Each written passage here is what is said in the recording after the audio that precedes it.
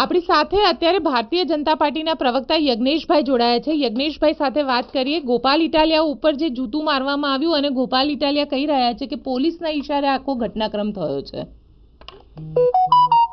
પહેલા તો એ છે કે કુદરતી નિયમ છે કે તમે જેવું વાવશો એવું લણશો। ભૂતકાળની અંદર એ પોતે પણ શું કરી ચૂકેલા છે એમને ખબર છે। બીજી વસ્તુ એ છે કે ગોપાલ ઇટાલિયા પોતે એવો આક્ષેપ કરી રહ્યા છે કે આ ભારતીય જનતા પાર્ટીએ કરાયું અને ઈસુદાનભાઈ એવું કહી રહ્યા છે કે કોંગ્રેસે કરાયું। પહેલા તો એ બંને ભેગા થઈને સંકલન કરી નક્કી કરવું કે આપણે આક્ષેપ કોની પર કરવો છે, ઠીકરું કોના ઉપર ઢોળવું છે, બરોબર છે, એ એમને નક્કી કરવાનું છે।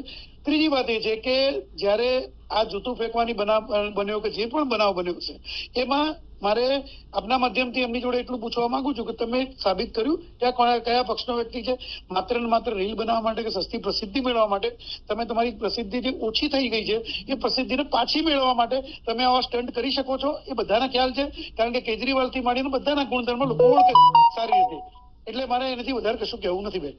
પણ યજ્ઞેશભાઈ સાથે સાથે જે રીતે આખો ઘટનાક્રમ ઘટ્યો છે અને ગોપાલ ઇટાલિયા પોલીસ ઉપર આરોપ લગાવી રહ્યા છે, એને લઈને આપ શું માનો છો કે ખરેખર પોલીસ? ગોપાલ ઇટાલિયા મેં વિડીયો જોયો, જ્યારે કોઈ વ્યક્તિ કોઈને જૂતું મારે તો પોલીસ એ વ્યક્તિને પકડીને લઈ જવાની વાત કરતી હોય ત્યારે કે પોલીસ તરત આવી ગઈ, જો પોલીસ તરત ના આવી ગયો તો એને વ્યક્તિ બીજું જૂતું માર્યું હોત। એટલે આ માત્ર ને માત્ર પ્રસિદ્ધિ માટે સ્ટેજ ઉપરથી ઉભા રહી અને રીલ બનાવી એમના પોતાના વિસ્તારની અંદર એમણે કેટલા કામ કર્યા એ કોઈ પણ રીલમાં એમને બતાવ્યું? કોઈ કેટલાક જે એમને સરકારી ગ્રાન્ટ મળવાની છે એમાંથી કેટલા કામ માટે કેટલી ગ્રાન્ટ ફાળવવાના છે એવું એમને કોઈ દિવસ કોઈને બતાવ્યું નથી? બતાવ્યું। કારણ કે એમને માત્ર ને માત્ર ભારતીય જનતા પાર્ટીના અપશબ્દો બોલવા અને ભારતીય જનતા પાર્ટીના નેતાઓના અપશબ્દો બોલવા, નાયબ મુખ્યમંત્રી શ્રી માટે બોલવું, વડાપ્રધાન શ્રી માટે બોલવું, આ સિવાય એમને કશું જ આવડતું નથી। કારણ કે એમનામાં સીધા જે ગુણો છે કેજરીવાલના જ ઉતરેલા છે, બીજા કોઈના ગુણ ઉતર્યા નથી।